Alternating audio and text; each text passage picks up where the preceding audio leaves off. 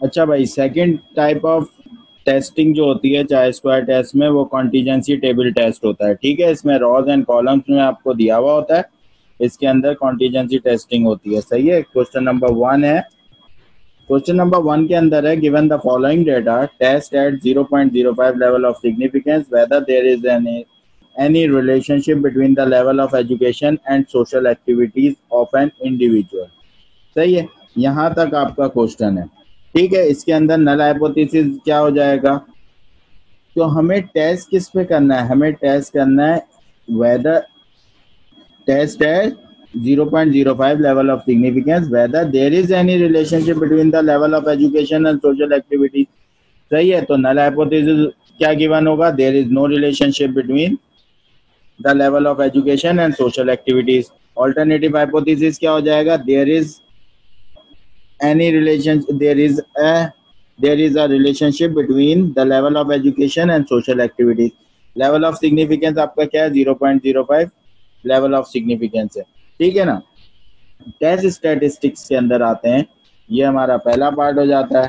सही है ना, ये हमारा सेकंड पार्ट हो जाता है। सही है, ये हमारा थर्ड स्टेप हो जाता है। और फोर्थ स्टेप में जब आते हैं टेस्ट स्टैटिस्टिक्स, ये डाटा आपको गिवन था, जो कि ब्लैक से लिखा हुआ है, वो डाटा आपको गिवन था। ठीक है ना। ये जो जितना काम ब्लू से किया हुआ है ये मैंने किया। ठीक है ना, इसको देखें, जो आपको डाटा दिया हुआ था ये ऑब्जर्व फ्रीक्वेंसी दी हुई थी। ठीक है, तो कॉन्टीजेंसी टेबल में O11 रॉ 1 ये इस तरह है, OIJ ये इस तरह है, OIJ। I is used for rows and J is used for column। ठीक है ना। OIJ मतलब मैंने इसकी मार्किंग कर दी, ये O11 है। O11 मीन्स पहली रो पहला कॉलम, पहली रो दूसरा कॉलम, पहली रो तीसरा कॉलम, दूसरी रो पहला कॉलम, दूसरी रो दूसरा कॉलम, दूसरी रो तीसरा कॉलम।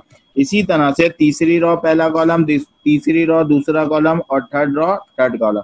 ये मैंने मार्किंग कर दी और इधर इनके टोटल कर दिए ताकि मेरा ग्रैंड टोटल निकल के आ सके। क्योंकि हमारे पास जो फार्मूला होता है ई का,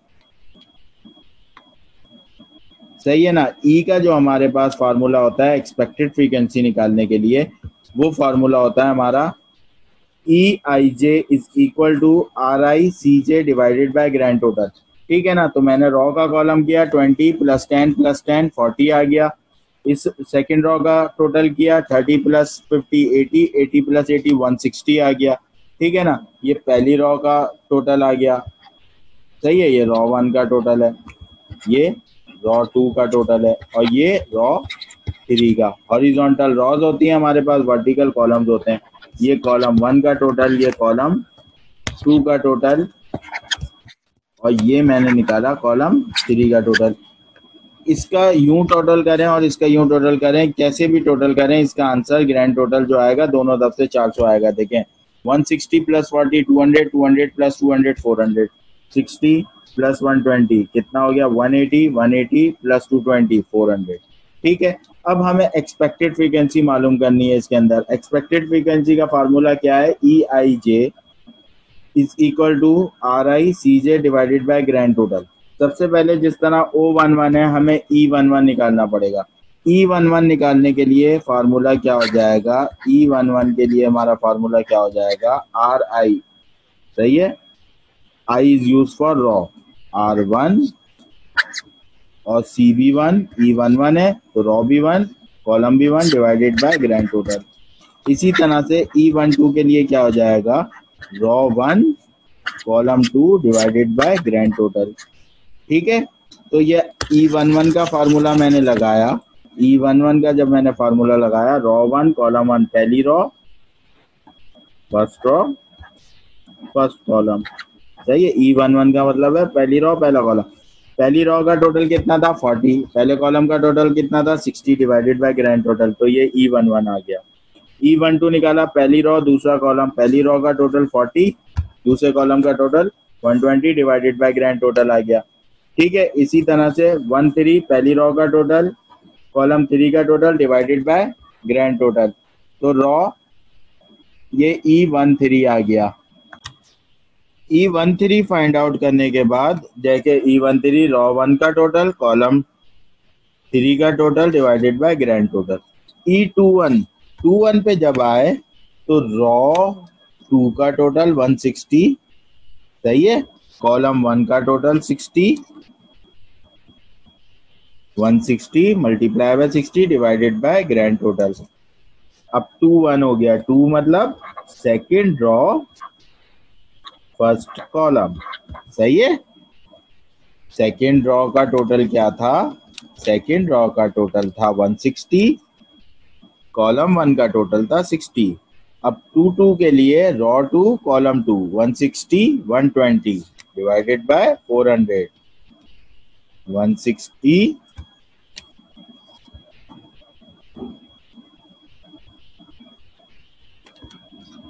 160 120 डिवाइडेड बाय 400 48। फिर 2 3 रॉ 2 कॉलम 3, ठीक है। तो रॉ 2 कॉलम 3, रॉ 2 का टोटल 160, कॉलम 3 का total 220 divided by grand total. फिर E31 के लिए क्या करेंगे? रॉ 3 कॉलम 1, सही है। रॉ 3 कॉलम 1, रॉ 3 का टोटल 200, कॉलम 1 का total 60 divided by grand total. Raw 3 column 2, raw 3 का टोटल 200, कॉलम 2 का टोटल 120 डिवाइडेड बाय 400। और E33 raw 3 column 3 divided by grand total. Raw 3 का टोटल 200, कॉलम 3 का टोटल 220 डिवाइडेड बाय 100। नाउ अब हम जाएंगे चार्ट बनाने, सही है, ऑब्जर्व फ्रीक्वेंसी और एक्सपेक्टेड फ्रीक्वेंसी का। जिस तरह मैंने ऊपर ऑब्जर्व फ्रीक्वेंसी चार्ट के अंदर O11 O12 O13, सही है, इस तरह उतारी थी O11 O12 O13 O21 O22 O23 O31 O32 O33। इस चीज का ख्याल रखते हैं, O11 के सामने E11 की ही वैल्यू आएगी, O12 के सामने E12 की ही वैल्यू आएगी, O13 के सामने E13 की। O11 देखे मैंने 20 10 10, सही है। तो मैं आपको एक बार फिर चार्ट दिखाता हूं, देखिए 20 10 10, फिर 30 50 80 10 60।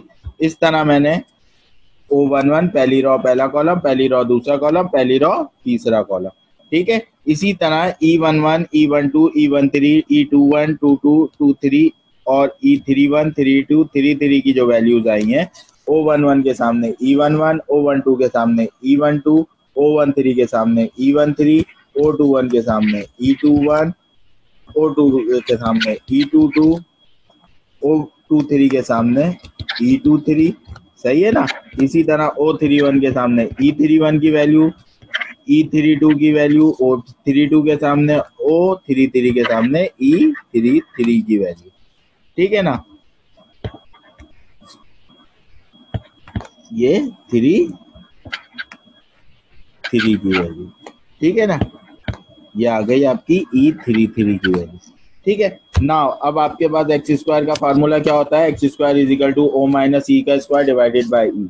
O माइनस ई का स्क्वायर 20 और 6 में कितना डिफरेंस है? 20 और 6 में 14 का डिफरेंस है। 14 का square 196 divided by E 6 plus 10 और 12 में कितना डिफरेंस है? 2 का स्क्वायर 4 डिवाइडेड बाई 12। 10 और 22 में 12 का डिफरेंस है, 12 का स्क्वायर 144 डिवाइडेड बाय 22। 30 और 24 में कितना डिफरेंस है? 36 डिवाइडेड बाय 24। 50 और 48 में कितना डिफरेंस है? 2 का स्क्वायर 4 डिवाइडेड बाय 48, सही है। 80 और 88 में 8 का डिफरेंस है, 8 का स्क्वायर 64 डिवाइडेड बाय 88। 10 और 30 में कितना डिफरेंस है? 20 का स्क्वायर 400 डिवाइडेड बाय 30। 60 60 0 का डिफरेंस, 0 का स्क्वायर 0 डिवाइडेड बाय 60।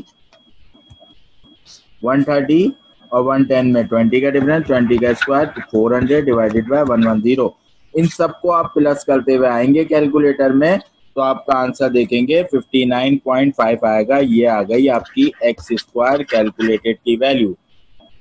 ये आपकी क्या आ गई? X square calculated. ना आपका फिफ्थ स्टेप क्या होता है? Critical reason. क्रिटिकल रीजन की दो लाइनें क्या होती हैं भाई? H not is rejected if calculated value is greater than tabulated value. अच्छा, डिग्री ऑफ फ्रीडम आपको ऊपर क्वेश्चन में दिया हुआ है 0.05 और लेवल ऑफ सिग्निफिकेंस आपको क्वेश्चन में दिया हुआ है 0.05। डिग्री ऑफ फ्रीडम का फार्मूला कॉन्टीजेंसी टेबल में होता है रॉ -1 कॉलम -1। इधर रॉस कितनी है, 3 रॉज है, कॉलम कितने हैं, 3 कॉलम है। सही है, चार्ट के अंदर 3 रॉस 3 कॉलम है, तो 3 - 1 2, 3 - 1 2, डिग्री ऑफ फ्रीडम क्या आ गया 4। डिग्री ऑफ फ्रीडम का ही निशान है 4। सही है, तो यहाँ x square alpha degree of freedom, ये आपको एल्फा लेवल ऑफ सिग्निफिकेंस कितना दिया हुआ है 0.05 और डिग्री ऑफ फ्रीडम है 4। नाउ अब हम चलते हैं चार्ट की तरफ। ठीक है, एक्स स्क्वायर कैलकुलेटेड जो हमारी निकली है वो कितनी है 59.5। ठीक है, एक्स स्क्वायर कैलकुलेटेड जो निकली है वो है 59.5। ठीक है, 59.5 एक्स स्क्वायर कैलकुलेटेड का जो टोटल आ रहा है वो टोटल आ रहा है 58.825 है। मैं 83 कर देता हूँ, तो 58.825 है, मैं क्या कर देता हूँ 83, 58.83 इसका टोटल आया एक्स स्क्वायर कैलकुलेटेड का। नाउ हम चार्ट पे चलते हैं। 58.83 is greater than x square की चार्ट पे चल के वैल्यू देखते हैं 0.05। 4 की डिग्री ऑफ फ्रीडम पे 0.05 की क्या वैल्यू होती है। चार्ट की तरफ चलते हैं। नाउ चार्ट पे हम देखते हैं तो हमारा डिग्री ऑफ फ्रीडम क्या है, डिग्री ऑफ फ्रीडम 4 है। 4 की लाइन में 0.05 की वैल्यू चेक करनी है। 4 की लाइन में 0.05 क्या वैल्यू आ रही है हमारे पास, ये वैल्यू आ रही है एक्स स्क्वायर टैबुलेटेड मतलब 0.05 डिग्री ऑफ फ्रीडम 4 पे वैल्यू जो है हमारी कितनी है 9.488। ठीक है भाई, ये हमारी वैल्यू आ रही है चार्ट के अंदर। नाउ क्वेश्चन की तरफ चलते हैं। ठीक है, क्या वैल्यू आ रही है 9.488, तो 58.83 बड़ा है 9.488 से। कंडीशन ट्रू हो गई, कंडीशन ट्रू हो जाती है तो एच नॉट क्या हो जाता है रिजेक्ट। तो एच नॉट क्या हो गया भाई, यहाँ एच नॉट रिजेक्ट हो गया। ठीक है ना, एच नॉट क्या हो गया आपका, डिग्री ऑफ फ्रीडम ऑलरेडी मैंने फाइंड आउट कर दिया ऊपर। सही है, एच नॉट आपका क्या हो गया रिजेक्ट, और रिजेक्टेड पे कौन सा एरर होता है, टाइप 1 एरर। ठीक है भाई, क्लियर है ये क्वेश्चन आपको। ठीक है, एक बार और दिखा देता हूं आपको ये क्वेश्चन पूरा का पूरा। ये हमारे पास क्वेश्चन था। ठीक है, एजुकेशन लेवल दिया हुआ था, graduation, matriculation, primary, social activities दी हुई थी, above average, average, below average.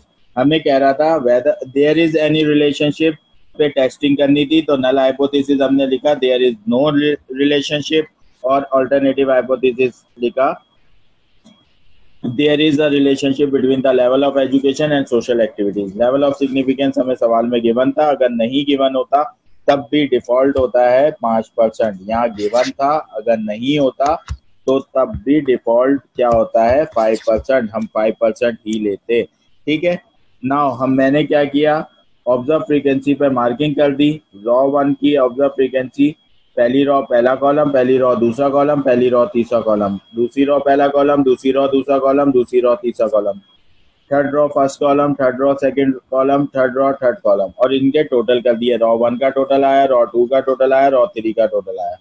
E I जे या ई का formula expected frequency find out करने के लिए फार्मूला होता है E I J is equal to R I C J divided by I is use for rows, J is use for column.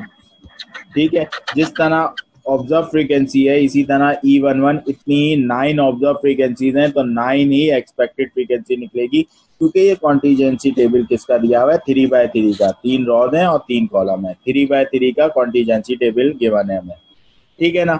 तो हमने E11 raw 1 column 1 divided by grand total, E12 का मतलब हो गया raw 1 column 2 divided by grand total, इसी तरह raw 13 का मतलब raw 1 column 3 divided by grand total. इस तरह E33 तक वैल्यूज फाइंड आउट करी। नाउ फिर हमने चार्ट बनाया ऑब्जर्व फ्रीक्वेंसी जिस तरह हमने लिखी थी O11 O12 O13, इसी तरह हमने उसी के सामने O11 के सामने E11, सही है। इस तरह ऑब्जर्व फ्रीक्वेंसी करके इसका टोटल किया और टोटल करके जो वैल्यू निकली वो हमारी कैलकुलेटेड वैल्यू निकल आई x² की। नाउ क्रिटिकल रीजन में गए, H0 is rejected if calculated value अगर बड़ी होगी टैबुलेटेड वैल्यू से। तो कैलकुलेटेड वैल्यू हमारी आई 58.83 और टैबुलेटेड वैल्यू आई 9.488। कंडीशन 2 हो गई, H0 रिजेक्ट हो गया, H0 रिजेक्ट हो गया at 0.05, level of significance H0 reject हो गया। तो देयर इज अल्टरनेटिव हाइपोथेसिस क्या था, कंक्लूजन क्या हो गई, there is a relationship between level of education and social activities, सही है ना। ये आ गया टाइप 1 एरर, ठीक है, ये क्वेश्चन हो गया। नाउ इसी तरह हम सेकंड क्वेश्चन की तरफ मूव करते हैं। It is concluded that there is a relationship between social activity, level of education and social activities, ठीक है भाई। सेकंड क्वेश्चन है हमारे पास, ठीक है, सेकंड क्वेश्चन है हमारे पास। A manufacturer company produces item at 2 different factories. A survey is carried out to determine if there is an association between the quality of items and the factory that they are made in. A sample of 100 items gave the following results. अच्छा भाई देखिए, contingency table दिया हुआ है, table बना के दिया हुआ है, टोटल ऑलरेडी फाइंड आउट करे हुए हैं, सही है। कॉन्टीजेंसी टेबल है, 2 रॉज है, रॉ 1 रॉ 2 और कॉलम्स कितने हैं, C1 C2 C3। तो ये कॉन्टीजेंसी टेबल कौन सा है भाई, कॉन्टीजेंसी टेबल है 3/2 का, तो 2/3 का, 2 रॉस 3 कॉलम, ठीक है ना। इसको मैं नाम दे देता हूँ O11 का, इसको मैं नाम दे देता हूँ O12, इसको O13, ठीक है। इसको मैं नाम दे देता हूँ O21 O22 O23, सही है। तो E का फार्मूला हमारे पास क्या होता है, E फाइंड आउट करने के लिए E का फार्मूला होता है EIJ is equal to RICJ divided by grand total. Grand total कितना है भाई, ग्रैंड टोटल ये रहा ग्रैंड टोटल। अगर मैं E11 यहाँ फाइंड आउट करता हूँ E11, तो रॉ 1 का टोटल 54, कॉलम 1 का टोटल 12 डिवाइडेड बाय 100, ठीक है। यहाँ से जो निकलेगी E11 की वैल्यू निकलेगी, E12 की वैल्यू रॉ 1 का टोटल 54, कॉलम 2 का टोटल 52 डिवाइडेड बाय 100, सही है। E13 निकालने के लिए रॉ 1 का टोटल 54 डिवाइडेड बाय कॉलम 3 का टोटल 36 डिवाइडेड बाय 100, ठीक है। तो इसका E11 अगर मैं फाइंड आउट करता हूँ 54 मल्टीप्लाई बाय 12 डिवाइडेड बाय 100, ये मेरे पास आ गई वैल्यू 66.48, सही है, 6.48, ये आ गई E11 की वैल्यू 6.48। E12 की वैल्यू निकालता हूं तो 54 मल्टीप्लाई बाय 52 डिवाइडेड बाय 100, ये मेरे पास वैल्यू आ गई 28.08, 28.08, ठीक है। E13 की अगर मैं वैल्यू निकालता हूँ तो 54 मल्टीप्लाई बाय 36 डिवाइडेड बाय 100, सही है, ये आ गया 19.44, ये कितना आ गया 19.44, ठीक है। इसी तरह E21 निकालूंगा, E21 निकालने के लिए सेकंड रॉ 46, सही है, first column 12 divided by 100। E22 निकालने के लिए सेकंड रॉ 46, सेकंड रॉ का टोटल कितना है 46, कॉलम 2 का टोटल 52 डिवाइडेड बाय 100 और E23 फाइंड आउट करने के लिए 46 मल्टीप्लाई बाय कॉलम 3 का टोटल कितना है 36, सही है। E23 का मतलब दूसरी रो तीसरा कॉलम डिवाइडेड बाय 100। तो इधर वैल्यू जो आ गई E21 की 46 multiply by 12 divided by 100 is equal to, ये आ गया मेरे पास 5.52। ठीक है। इसके बाद 46 मल्टीप्लाई बाय 52 डिवाइडेड बाय 100, ये मेरे पास आ गया 23.92। ठीक है। और थर्ड आ गया मेरे पास 46 मल्टीप्लाई बाय 36 डिवाइडेड बाय 100, ये आ गया मेरे पास 16.56। ठीक है। जिस तरह O11 O12 O13 का था, इसी तरह E11 E12 E13 E21 E22 E23। X square calculated का फार्मूला क्या होता है? एक्स स्क्वायर कैलकुलेटेड का फार्मूला होता है O माइनस ई का स्क्वायर डिवाइडेड बाय ई। ठीक है, ठीक है भाई, ये फार्मूला होता है हमारे पास। नाउ हम क्या करते हैं, ऑब्जर्व फ्रीक्वेंसी उतारते हैं। मैं यहाँ उतार देता हूँ भाई आपको।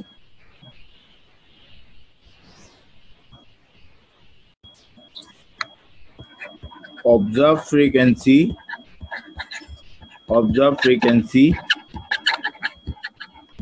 ओ के नाम से ले लेते हैं हम इसको। ओ के नाम से ले ली मैंने। क्या है, पहले O11 मैंने लिखा 8, 25, 21, 4, 27, 15। किस तरह लिखी? पहले O11, फिर वो O12, फिर O13, 8, 25, 21, फिर 821, 4, 27, 22, 423, 15, ये लिख ली। O11 के नीचे एक्सपेक्टेड फ्रीक्वेंसी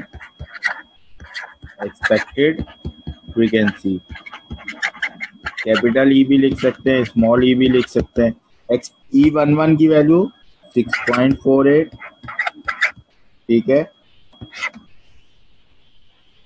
E12 की वैल्यू 28.08। E13 की वैल्यू 19.44। E21 की वैल्यू 5.52। E22 की वैल्यू 23.92। E23 की वैल्यू 16.56। ठीक है। ये मैंने ऑब्जर्व फ्रीक्वेंसी जिस तरह लिखी थी उसी के नीचे एक्सपेक्टेड फ्रीक्वेंसी लिख ली इसकी। ठीक है ना। एक्स स्क्वायर कैलकुलेटेड का हमारे पास फार्मूला होता है, X square calculated is equal to sum of O minus E का स्क्वायर डिवाइडेड बाय ई। ठीक है। तो ये मैं डायरेक्ट कैलकुलेटर में निकालता जाता हूँ वैल्यू। ठीक है। और प्लस कर दूंगा। जैसे कि पहली वैल्यू है मेरी, मैंने ब्रैकेट ओपन किया, 8 माइनस 6.48 का स्क्वायर डिवाइडेड बाय 6.48। पहली वैल्यू आ गई मेरी। आप कंबाइन करके सारी एक साथ लिख सकते हैं तो एक्यूरेसी आएगी कैलकुलेटेड आंसर में। मैंने प्लस का साइन लगाया, दूसरे फ्रैक्शन ले लिया, ब्रैकेट ओपन, 25 माइनस 28.08 का होल स्क्वायर डिवाइडेड बाय 28.08। ठीक है ना। आगे फिर प्लस की साइन लगाई, फिर फ्रैक्शन कॉल किया, सही है, ब्रैकेट ओपन, 21 माइनस 19.44 का स्क्वायर डिवाइडेड बाय 19.44। 19.44। ठीक है। फिर प्लस की साइन लगाई, फ्रैक्शन कॉल किया, फोर्थ क्या है हमारा 4 माइनस 5.52 का स्क्वायर। ठीक है, फोर्थ वैल्यू नहीं आ रही, तो मैं 3 वैल्यू का प्लस करके आंसर प्लस करके चौथी वैल्यू डालूंगा। 3 वैल्यू जो थी उनको मैंने इजिकल टू दबाया, सही है, जो आंसर आया उसी के आगे प्लस दबा दिया तो आंसर प्लस लिखा हुआ आ गया, फ्रैक्शन। अब फोर्थ वैल्यू डाल रहा हूँ, 4 माइनस 5.52 का square divided by 5.52 plus fraction call किया 20 ब्रैकेट ओपन 27 माइनस 23.92 का square divided by 23.92 plus fraction call किया ब्रैकेट ओपन 15 माइनस 16.56 का स्क्वायर डिवाइडेड बाय 16.56। तो मैंने इजिकल टू दबाया तो मेरी जो वैल्यू आई वो डायरेक्ट एक्स स्क्वायर कैलकुलेटेड निकल के आ गया। ठीक है ना, मैंने कैलकुलेटर में सारी प्लस कर ली। किस तरीके से प्लस करी मैं आपको लिख के दिखाता हूँ कि मैंने पहली वैल्यू प्लस की 8 माइनस 6.48 का स्क्वायर डिवाइडेड बाय 6.48 प्लस की साइन 25 माइनस 28.08 का square divided by 28.08 third value plus 21 minus 19.44 का स्क्वायर डिवाइडेड बाय 19.44। ठीक है, प्लस चौथी वैल्यू थी 4 माइनस 5.52 का square divided by 5.52 plus 27 minus 23.92 का square divided by 23.92 plus 15 minus 16.56 का स्क्वायर डिवाइडेड बाय 16.56। ठीक है, ये पूरा कैलकुलेटर में एक साथ नहीं आ रहा था, मैंने 3 वैल्यूज को ऐड कराया, इजिकल टू दबाया, जो आंसर आया प्लस का साइन लगाया तो आंसर प्लस लिखा हुआ आ गया। सही है, जब 3 वैल्यूज का प्लस कराया, इजिकल टू दबाया, जो भी आंसर आया मैंने प्लस का साइन दबाया तो इस तरह ANS आंसर प्लस लिखा हुआ आया। तो मैंने आगे से 4 माइनस 5 ये तीनों फ्रैक्शन करा दिए तो मेरा एक्स स्क्वायर कैलकुलेटेड जो इसका सम आया वो कितना आ गया भाई, सम निकल के आ गया, एक्स स्क्वायर कैलकुलेटेड है वो सम, ये आया सम ऑफ ओ माइनस ई का स्क्वायर डिवाइडेड बाय ई, जो मेरा निकल के आया वो 1.78165। ठीक है, ये मेरी आई एक्स स्क्वायर कैलकुलेटेड की वैल्यू। ठीक है, एक्स स्क्वायर कैलकुलेटेड निकल गया, ये मेरा टेस्ट स्टैटिस्टिक्स था। ठीक है, ये मेरी टेस्ट स्टैटिस्टिक्स थी, ये मेरा चौथा वाला स्टेप था, टेस्ट स्टैटिस्टिक्स। सही है ना, टेस्ट स्टैटिस्टिक्स सही है। क्या कह रहा था, इज देयर इन, आपने क्या कह रहा था, there is an association between the quality of item and the factory that they are made in. सही है, तो हमने क्या, a survey is carried out to determine if, अगर कोई एसोसिएशन इज देयर है between the quality of item and the factory. सही है, नल हाइपोथेसिस क्या था, देयर इज नो रिलेशनशिप। सही है, there is no relationship. Alternative hypothesis हमने किस पे चेक किया, देयर इज अ रिलेशनशिप। ठीक है ना, ये फर्स्ट स्टेप। सेकंड स्टेप होगा आपके अल्फा, आपको थर्ड स्टेप में 0.01 लेवल ऑफ सिग्निफिकेंस ये दे रहा। सही है, परफॉर्म एक्स स्क्वायर कह रहा है, मीन्स एक्स स्क्वायर मीन्स चाय स्क्वायर टेस्टिंग के लिए कह रहा है। सही है ना, चाय स्क्वायर टेस्टिंग करने के लिए कह रहा है। ठीक है, determine, to determine whether there is an association between, तो ये चेक करना है there is an association between, तो हम नल हाइपोथेसिस क्या है कि भाई there is no relationship between an association between the quality of item and the factory. और ऑल्टरनेटिव हाइपोथेसिस क्या लिया, there is a relationship between the association, there is no association, there is relationship नहीं, there is no association और there is an association. सही है, मैंने relationship लिख दिया था, देयर इज नो एसोसिएशन, ठीक है, there is an association between the quality of items and the factory. ठीक है, आपने एक्स स्क्वायर कैलकुलेटेड निकाल लिया। नाउ क्रिटिकल रीजन, पांचवा स्टेप आपका क्या होता है, क्रिटिकल रीजन। सही है, क्रिटिकल रीजन में आप क्या लाइन लिखते हैं, H not is rejected x square calculated is greater than x square alpha comma degree of freedom tabulated. सही है, तो कैलकुलेटेड वैल्यू क्या है आपकी 1.7865 is greater than x square, alpha कितना दिया हुआ है 0.01, लेवल ऑफ सिग्निफिकेंस है। डिग्री ऑफ फ्रीडम कैसे निकलेगा, डिग्री ऑफ फ्रीडम मालूम करने के लिए हमारे पास फॉर्मूला जो होता है रॉ -1 कॉलम -1। इसमें कितनी रॉज हैं और कितने कॉलम हैं, इसमें 2 रॉज हैं 2-1 और कॉलम कितने, 3 कॉलम है 3-1। 2-1 कितना बचा 1, 3-1 2, तो डिग्री ऑफ फ्रीडम कितना आ गया 2। डिग्री ऑफ फ्रीडम कितना आ गया, और डिग्री ऑफ फ्रीडम का निशान ये होता है, तो डिग्री ऑफ फ्रीडम आपका निकल के आ गया इधर 2। सही है, डिग्री ऑफ फ्रीडम 2 रॉज हैं 3 कॉलम है, तो 2-1 3-1 2-1 1 बचा, 3-1 2, डिग्री ऑफ फ्रीडम 2 आ गया। 2 की लाइन में 0.01 चार्ट में देखते हैं। चलें भाई चार्ट की तरफ चलते हैं। चार्ट पे आ गए हम लोग, 2 डिग्री ऑफ फ्रीडम है, 2 की लाइन में हमें कहाँ जाना है 0.01। 2 की लाइन में 0.01 क्या वैल्यू आ रही है भाई आपके पास, X square 0.01 2 is equal to 9.210। ठीक है,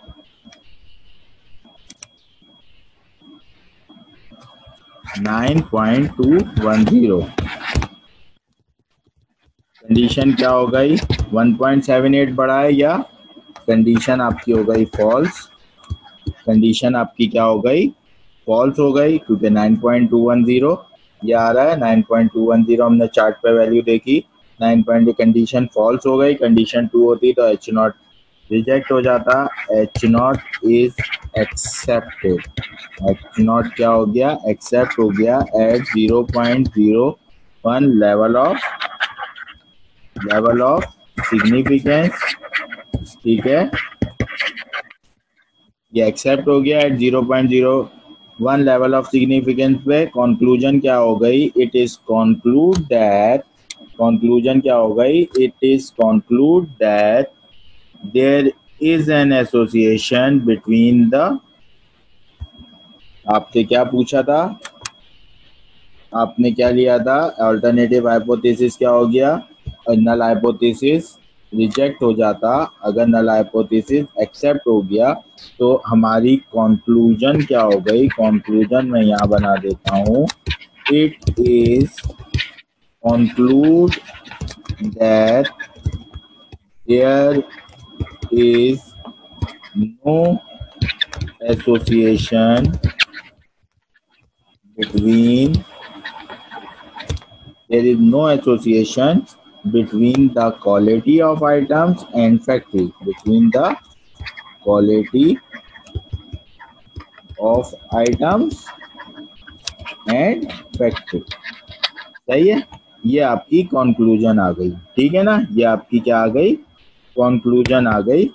छठा स्टेप कंक्लूड होता है, it is conclude that there is, आपने देखा नल हाइपोथेसिस एक्सेप्ट हो गया, तो नल हाइपोथेसिस पे देयर इज नो एसोसिएशन था, it is conclude that there is no association between the quality of item and factory.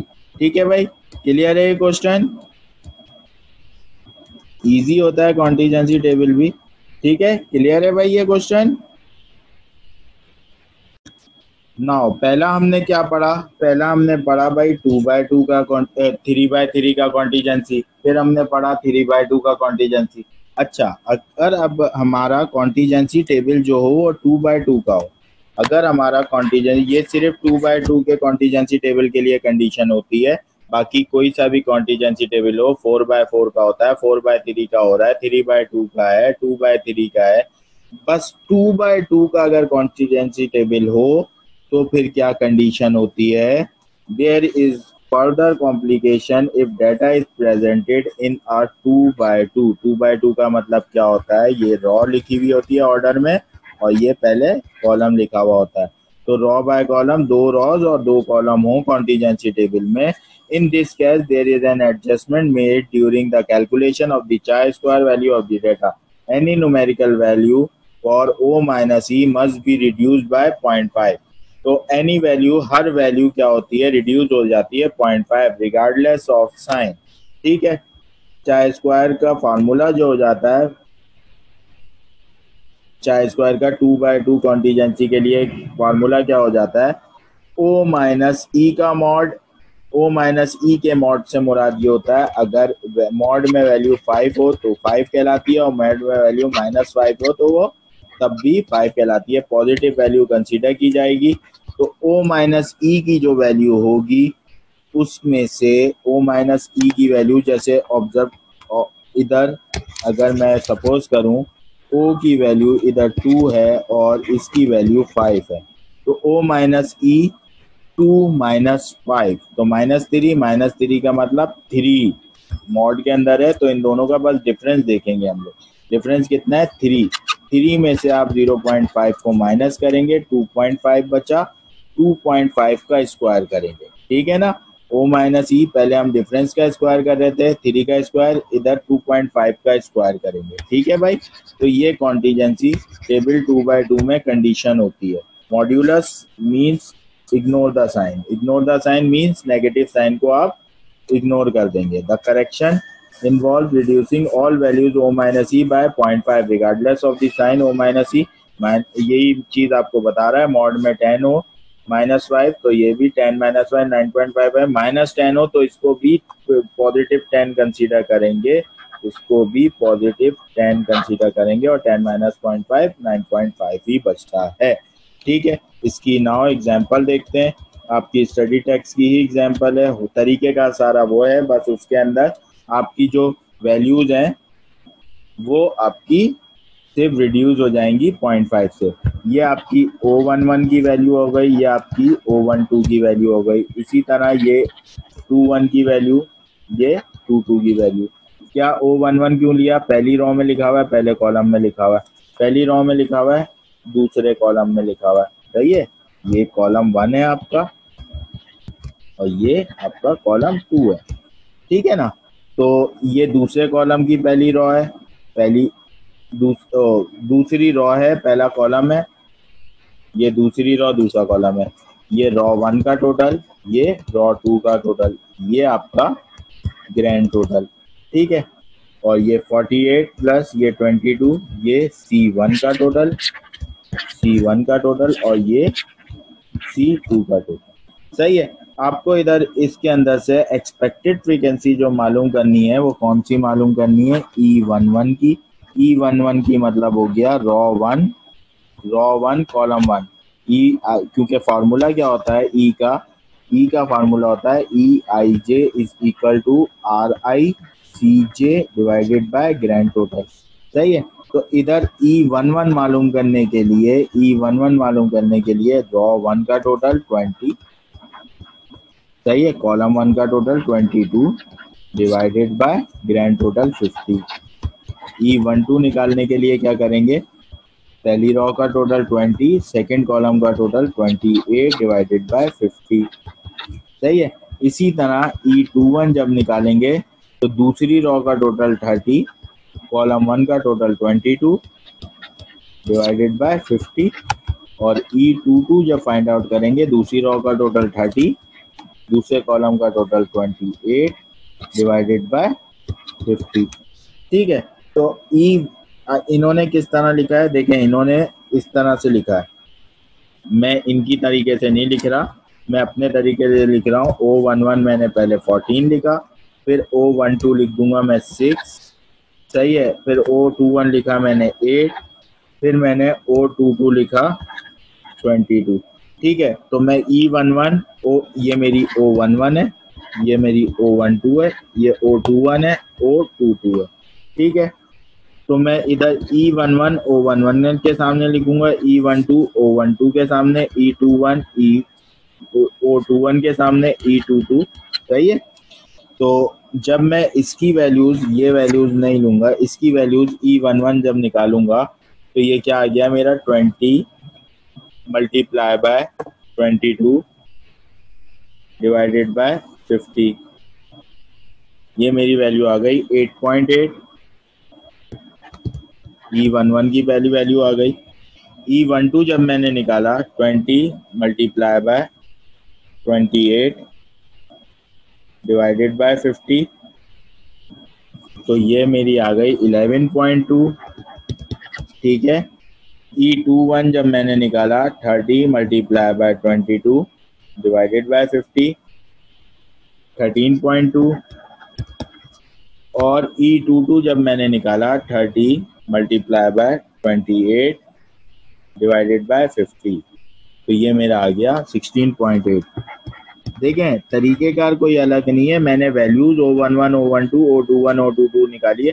इन्होंने कैसी वैल्यूज उतारी थी? इन्होंने पहले O11 की वैल्यू लिखी, फिर O21 की लिखी, फिर O12 लिखा, O22 लिखा। तो इस तरह कंफ्यूजन क्रिएट हो जाती है अगर आप तरतीब से लिख लें तो वैल्यूज।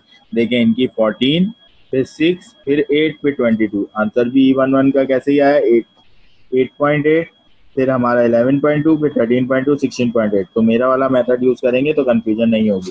एक्सपेक्टेड फ्रीक्वेंसी का टोटल कितना आएगा? जो ऊपर दिया हुआ है वो मस्त यही आएगा, 50 दिया हुआ है ऊपर टोटल। ठीक है, ये देखें 50 दिया हुआ है, 50 ही आएगा। सही है।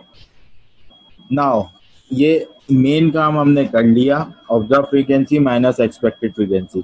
देखें अब क्या हो रहा है। 14 में से माइनस करा मैंने 8.8। 14 में से 8.8 माइनस किया तो मेरे पास वैल्यू आई इधर 14 माइनस 8.8, तो मेरी वैल्यू आई 5.2। मैंने 5.2 जब पहली वैल्यू आई, 5.2 में से माइनस किया 0.5 तो 4.7 बचा।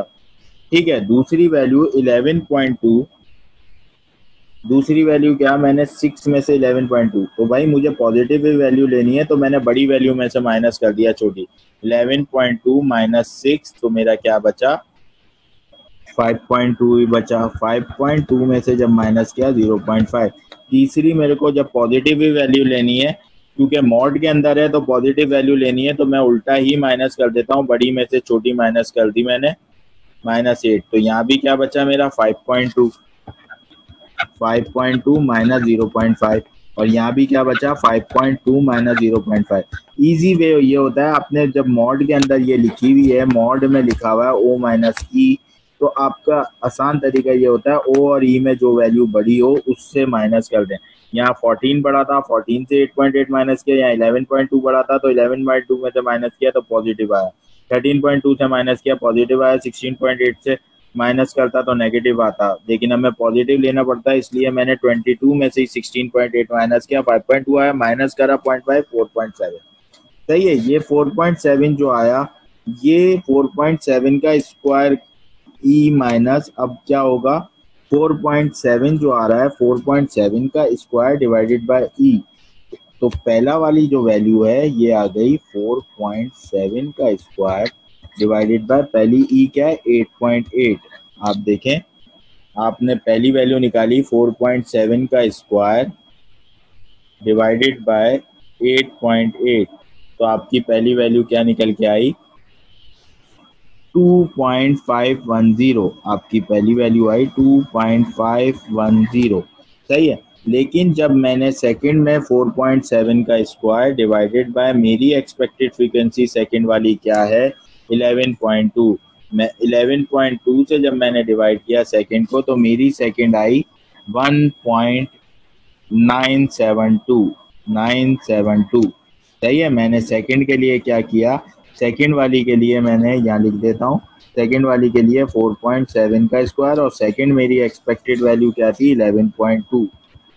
थर्ड वाली के लिए मैं क्या करूँगा? 4.7 का स्क्वायर डिवाइडेड बाय 13.2। मेरी थर्ड वैल्यू क्या है? 13.2। तो मेरा थर्ड का आंसर आया 1.673। सही है। मैंने थर्ड वाली के लिए क्या किया, 4.7 का स्क्वायर डिवाइडेड बाय, मेरी थर्ड वैल्यू क्या थी 13.2। सही है। और फोर्थ वाली वैल्यू के लिए मैंने 4.7 का स्क्वायर डिवाइडेड बाय 16.8। तो ये मेरी आ गई वैल्यू 1.315। 1.315 ठीक है। तो ये 3148 आ रहा है, 315 कर दिया, 3 डिजिट में राउंड ऑफ करा। सही है। तो फोर्थ वाली वैल्यू के लिए मैंने क्या किया, 4.7 का स्क्वायर डिवाइडेड बाय 16.8। सही है ना। ये मैंने फर्स्ट वैल्यू के लिए किया था, ये मैंने अपनी फर्स्ट वैल्यू के लिए किया था, ये मैंने अपनी सेकंड वैल्यू के लिए, ये मैंने अपनी थर्ड वैल्यू के लिए, और ये वाला मैंने अपनी फोर्थ वैल्यू के लिए कैलकुलेशन की। तो मेरी वैल्यूज ये आई 2.510, 1.972, 1.673, 1.31488 आ रहा है, 45 कर दिया। इनका टोटल जो कर रहा हूँ मैं, टोटल आया मेरे पास 7.47। 7.47 जो वैल्यू आई मेरी, वो एक्स स्क्वायर कैलकुलेटेड आ गई। सही है। नाउ सवाल की तरफ मूव करते हैं। मैंने टेस्ट स्टैटिस्टिक्स मेन चीज़ है इसके अंदर, मैंने वो टेस्ट स्टैटिस्टिक्स का पोर्शन आपको समझा दिया, क्योंकि मेन आपका यही होता है। ठीक है ना। आपने नल हाइपोथेसिस सवाल से देख के कैसे पहचानना है, लेवल ऑफ सिग्निफिकेंस आपको दिया हुआ है 5%, 0.05 होगा। Perform x square, x square का मतलब चार square testing at 5 level of significance. 5% है ये लेवल ऑफ सिग्निफिकेंस, ऊपर शो कराया हुआ है 5% level of significance to determine whether there is an association between the quality of item and the factory. तो नल हाइपोथेसिस क्या हो गया, तो आपने टेस्टिंग जिस पे करनी है वो अल्टरनेटिव हाइपोथेसिस होता है। There is no association, null hypothesis हो गया। There is no association already समझा चुका हूँ पिछली एग्जांपल में ये चीज। There is no association between gender and language chosen. Quality of, ये इन्होंने गलत लिख दिया है क्योंकि ऊपर सवाल कहीं जेंडर, अच्छा ऊपर लिखा हुआ है, ठीक है, ये चीज इनकी वापस से गलत छप गई है, ये चीज इस सवाल का पार्ट नहीं है। सही है। ये दूसरे सवाल का था, इसका सवाल जो है वो ये रहा, carry out x square test at the 5% level of significance to determine whether there is an association between gender and. तो ये आपको अल्टरनेटिव नल हाइपोथेसिस हम इससे उलट लेंगे, there is no association between gender and language chosen, ये लिया हुआ। सही। ऑल्टरनेटिव हाइपोथेसिस पे जिस पे टेस्टिंग करनी है वो अल्टरनेटिव है, क्योंकि हमें टेस्ट करने के लिए कह रहा है there is an association between gender and language chosen. सही है। थर्ड स्टेप हो गया हमारा लेवल ऑफ सिग्निफिकेंस, यहाँ भी 5% दिया हुआ है, ये शो करा दिया। ठीक है ना। 5% दिया हुआ है, 5% के बाद स्टैटिस्टिक्स से कैलकुलेटेड वैल्यू मैंने निकाल ली। कैलकुलेटेड वैल्यू निकालने के बाद मैं क्रिटिकल रीजन करूंगा। मैं क्या करूंगा, क्रिटिकल रीजन। सही है। क्रिटिकल रीजन का मतलब क्या होता है, क्रिटिकल रीजन में मैं यहाँ लिख देता हूँ क्रिटिकल रीजन। क्रिटिकल रीजन में यहाँ कर देता हूँ, वैसे तो आपको रट जाना चाहिए क्रिटिकल रीजन कैसे होता है। Critical reason H0 is rejected if x square calculated is greater than x square alpha degree of freedom tabulated. सही है। इधर अल्फा की वैल्यू क्या है, अल्फा की वैल्यू है 0.05। अल्फा की क्या वैल्यू है 0.05। डिग्री ऑफ फ्रीडम कैसे निकलेगा, डिग्री ऑफ फ्रीडम निकालने के लिए डिग्री ऑफ फ्रीडम का फार्मूला रॉ -1 कॉलम -1। रॉ कितनी है, रॉ भी 2 है, कॉलम भी 2 है, 2/2 है। तो 2 - 1 1, 2 - 1 1, 1 1 जा 1। तो डिग्री ऑफ फ्रीडम हमारा क्या आ रहा है, डिग्री ऑफ फ्रीडम आ रहा है 1। डिग्री ऑफ फ्रीडम हमारा 1 आ गया। 0.05 लेवल ऑफ सिग्निफिकेंस 1 पे चल के चार्ट में देखते हैं हम लोग। ठीक है। ठीक है। डिग्री ऑफ फ्रीडम 1 पे 0.05 की वैल्यू क्या आ रही है। सही है। देखें x square 0.05, degree of freedom 1 पे वैल्यू क्या आ रही है 3.841। 3.841। ठीक है भाई। कैलकुलेटेड वैल्यू मेरी क्या है, कैलकुलेटेड वैल्यू आई मेरी, कैलकुलेटेड वैल्यू क्या आई थी मेरी 7.47, सही है, इज ग्रेटर देन 3.841, सही है। कंडीशन क्या हो गई भाई, कंडीशन हो गई ट्रू, कंडीशन हो गई ट्रू। तो ट्रू पे कंडीशन पे क्या होना था, एच नॉट को रिजेक्ट होना था, एच नॉट इज रिजेक्टेड। और रिजेक्टेड पे एरर कौन सा होता है, टाइप 1 का एरर होता है।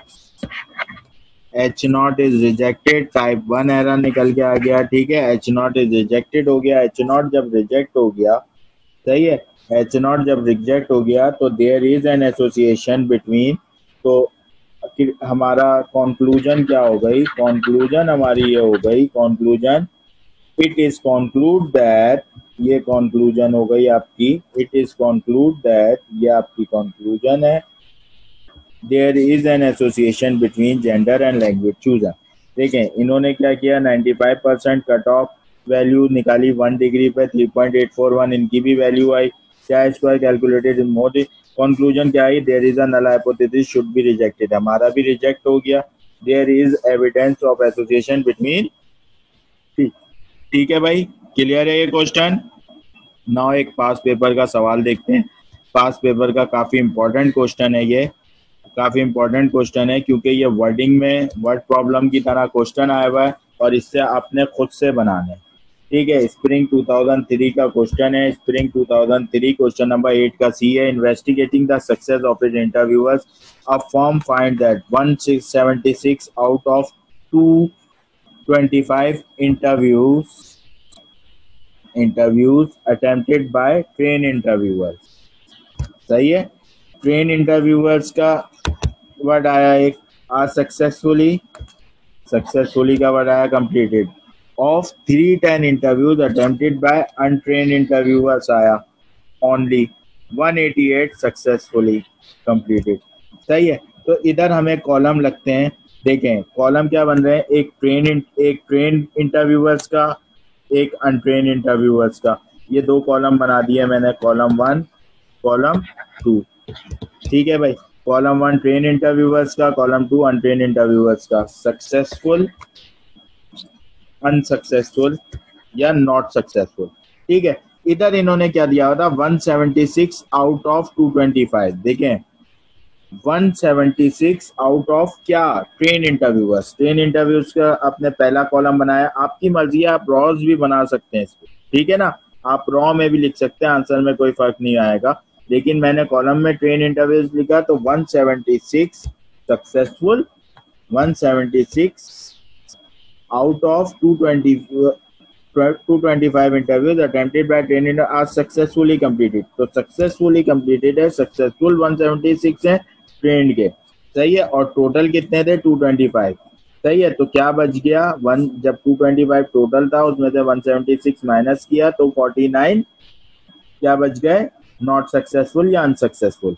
इसी तरीके से completed of 310 interviews, 310 interviews attempted by untrain interviewers, untrain interviewers का टोटल बता रहा है 310, 188 उसमें सक्सेसफुल है, 188 सक्सेसफुल की लाइन में आ गया, 310 में से जब मैंने 188 माइनस करे तो 122 अनसक्सेसफुल निकले, ठीक है। तो ये रॉ 1 का टोटल बनाया इन दोनों के प्लस करके, सही है, रॉ 2 का टोटल इन दोनों को प्लस करके बनाया, सही है, कॉलम 1 का टोटल, कॉलम 2 का टोटल, और ये आ गया आपका दोनों, या कॉलम को प्लस करें या रॉ को प्लस करें, या आपका क्या हो गया ग्रैंड टोटल।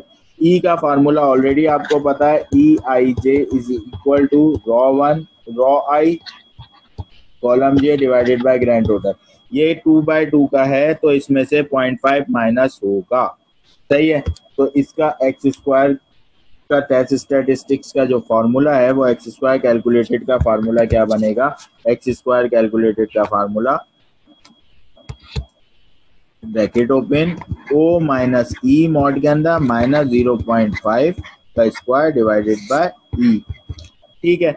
ई आप सारी निकालेंगे जिस तरह मैंने पहले नाम दिया O11, इसको नाम दे दिया O12, O21, O22। क्लियर है भाई? ये इसी तरह E11 फाइंड आउट किया मैंने, पहली रॉ का total 364, 225 divided by grand total. E12 मालूम किया, पहली रॉ का टोटल, दूसरे कॉलम का total divided by grand total. 21 मालूम किया, सेकंड रॉ का टोटल, पहले कॉलम का total divided by grand total. E22 मालूम किया। जिस तरह हमने पहले बनाए थे, नाउ ऑब्जर्व फ्रीक्वेंसी और एक्सपेक्टेड फ्रीक्वेंसी बनाया। ऑब्जर्व फ्रीक्वेंसी ये O11, O12 देखें, 176, 188, 49, 122,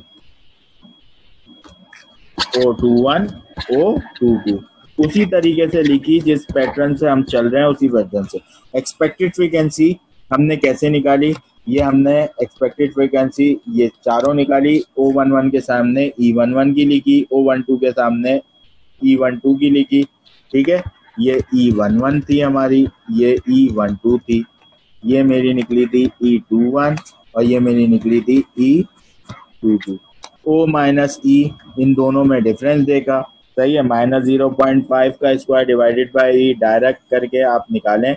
किस तरह निकालेंगे? इन दोनों में देखेंगे 176 बड़ा है, 176 में से 153.08 को माइनस किया, जो आंसर आया उसमें से 0.5 किया, 0.5 करने के बाद स्क्वायर किया डिवाइडेड बाय 153.08, तो 3.28 आ रहा है। 188 और 210.92 में 210.92 बड़ा है, 210.92 में से 188 माइनस किया, जो आंसर आया उसमें से माइनस का 0.5 किया, आंसर का स्क्वायर किया डिवाइडेड बाय 210.92 लिख दिया।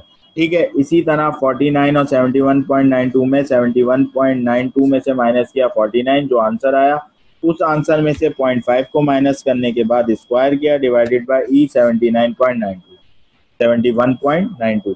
इन 99 और 122 में 122 बड़ा है, 122 में से माइनस किया 99.08 को, जो आंसर आया उसमें से 0.5 माइनस किया, क्योंकि मॉड्यूलस में लेना है तो पॉजिटिव आंसर लेना है, तो बड़ी में से छोटी वैल्यू माइनस करेंगे।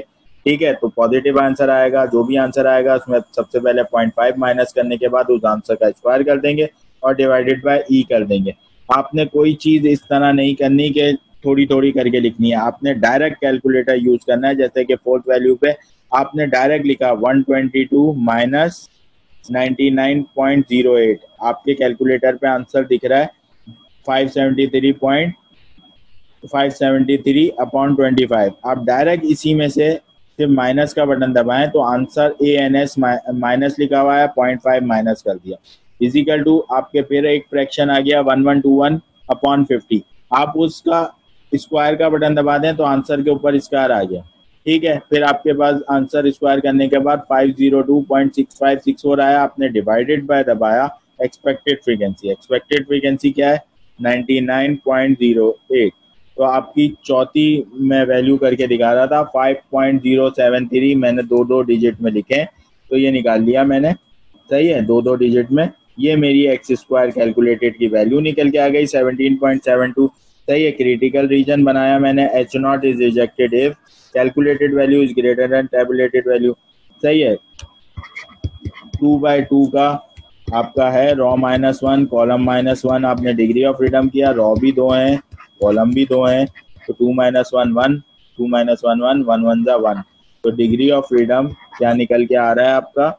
डिग्री ऑफ फ्रीडम 1 निकल के आ रहा है। आपको लेवल ऑफ सिग्निफिकेंस ऊपर दिया हुआ है, लेवल ऑफ सिग्निफिकेंस आपको 0.05 का लेवल ऑफ सिग्निफिकेंस दिया हुआ है। तो एक्स स्क्वायर की टेबुलेटेड वैल्यू अभी हमने निकाली थी, एक्स स्क्वायर की टेबुलेटेड वैल्यू जो हमने अभी फाइंड आउट की थी 0.05,1 पे पिछले ही क्वेश्चन में वो आई थी 3.841, सही है। तो ऑलरेडी हमने अभी फाइंड आउट की थी, तो हमें याद है 3.841, मैंने ये वैल्यू पुट कर दी 3.841, 17.72 मेरी कैलकुलेटेड वैल्यू थी, कैलकुलेटेड वैल्यू बड़ी है, कंडीशन ट्रू हो गई, H0 रिजेक्ट हो गया एट 0.05 लेवल ऑफ सिग्निफिकेंस। ठीक है, मेन चीज आपकी जो थी, मेन चीज थी टेस्ट स्टैटिस्टिक्स और क्रिटिकल रीजन, वो मैंने मेन चीज आपको बता दी, सही है ना। मेन चीज में आपका क्या हो रहा है, H0 आपका कंडीशन ट्रू हो रही है, H0 रिजेक्ट हो रहा है 0.05 लेवल ऑफ सिग्निफिकेंस पे। ठीक है, अब थोड़ी सी बात कर लेते हैं डिटरमाइन वेदर, ये क्या कह रहा था सवाल के अंदर, determine whether these data provide sufficient evidence at the 5% level of significance to indicate a relationship between the training status of interviewers and the outcome of interviews attempt। सही है। तो आपके पास आप नल हाइपोथेसिस, मैंने इतनी बड़ी वर्डिंग लिखने की जगह लिख दिया एट्रीब्यूट्स आर इंडिपेंडेंट और एट्रीब्यूट्स आर डिपेंडेंट। सही है। तो ये वरना आपसे कह रहा था कि भाई आप relationship between the training status of interviews and the outcome of interviews attempted इस पे मालूम करके दिखाओ। ठीक है ना। तो डिटरमाइन वेदर इज, अगर आप नल हाइपोथेसिस क्वेश्चन के हिसाब से बनाना चाहेंगे, हमारा पेपर जो है, हमारा पेपर एमसीक्यूज बेस्ड है, हमारा पेपर सब्जेक्टेड नहीं है जिसके अंदर हम नल हाइपोथेसिस ऑल्टरनेटिव हाइपोथेसिस बनाएं। आपको सिर्फ इतनी नॉलेज होनी चाहिए कि क्या बन रहा है। सही है। ताकि वो अगर ऑप्शन में आपसे नल हाइपोथेसिस पूछे तो आप ये बता सकें कि इसके अंदर क्या बन रहा है। ठीक है बेटा। ये कॉन्टीजेंसी टेबल टेस्ट था, मैंने अच्छे खासे सवाल करा दिए इसके अंदर। 3/3 भी कराया, फिर दूसरा सवाल 3/2 का कॉन्टीजेंसी टेबल कराया, फिर देन उसके बाद 2/2 का कराया। ठीक है। 2/2 कॉन्टीजेंसी टेबल का फिर मैंने वर्ड प्रॉब्लम भी उठा के पास पेपर से आपको करा दिया। इंशाल्लाह आपको ये चीज़ें क्लियर हो गई होंगी, पता चल गया होगा क्या स्क्वायर टेस्टिंग कैसी होती है, कॉन्टीजेंसी टेबल में डिग्री ऑफ फ्रीडम कैसे निकलता है, ये इंपॉर्टेंट चीज़ है। सही है। गुडनेस ऑफ फिट टेस्ट में कॉन्टीजेंसी टेबल कैसे निकलता है, N-1 होता है उसके अंदर। ठीक है। छोटी छोटी चीज़ें आपने देखनी है, छोटी छोटी चीज़ें पूछता है वो आपसे पेपर में। इस चैप्टर से भी आपके पेपर में तकरीबन 4 नंबर आते हैं। सही है। कभी 3 नंबर का एक सवाल आ जाता है, एक आध थ्योरेटिकल सवाल आ जाता है, 5 नंबर भी आ जाते हैं, कभी 4 नंबर भी आ जाते हैं। सही है। तो यहाँ आपका चैप्टर जो हुआ वो एंड हो गया है। 2 तरह की टेस्टिंग होती है चाहे स्क्वायर टेस्टिंग में, गुडनेस ऑफ फिट टेस्ट जो कि हमने पिछले लेक्चर्स में पढ़ा, उसके पास पेपर्स भी देखे, फिर अभी हमने कॉन्टीजेंसी टेबल पढ़ा, उसके भी पास पेपर का सवाल भी देखा, और इसके अलावा हमने प्रैक्टिस क्वेश्चंस भी करे। ठीक है। तो नेक्स्ट जो क्लास होगी आपकी, नेक्स्ट जो लेक्चर होगा वो आपका क्वेश्चन बैंक का सलूशन होगा। ठीक है।